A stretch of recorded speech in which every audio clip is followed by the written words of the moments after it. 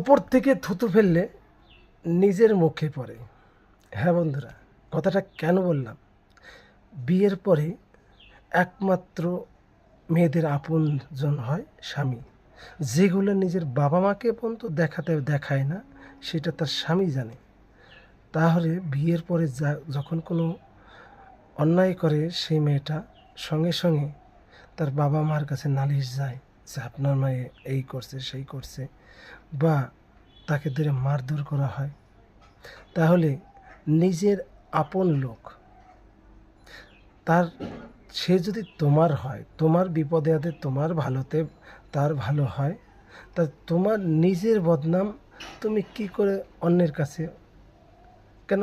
বিয়ের পরে বাবা মা হয়ে যাওয়ার পর তা তোমার নিজের মান এবং সম্মান তার সঙ্গে জড়িয়ে রয়েছে, সেটা লোকের কাছে বিলিয়ে দেওয়ার কোনো যুক্তি হয় না। এই জন্যে কথাটা মনে রাখো, বউ যদি অন্যায় করে তুমি নিজে দুটো কথা বলো, কিন্তু সেটা বাবা মাকে কখনো জানাবে না। এই কথাটা মনে রেখো।